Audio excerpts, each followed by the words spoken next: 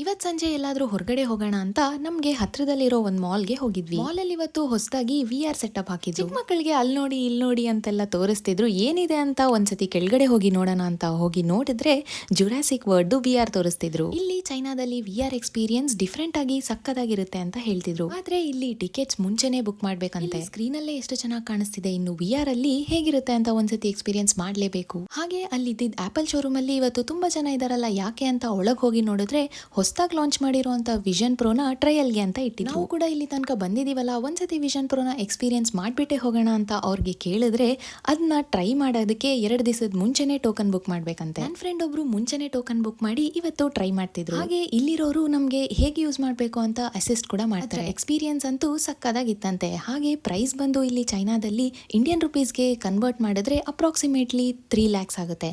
ಹಾಗೆ ಇಂಡಿಯಾದಲ್ಲಿ ಎಷ್ಟು ಪ್ರೈಸ್ ಅಂತ ನಿಮ್ಗೆ ಏನಾದ್ರೂ ಗೊತ್ತಿದ್ರೆ ಕಮೆಂಟ್ಸ್ ಅಲ್ಲಿ ತಿಳಿಸಿ.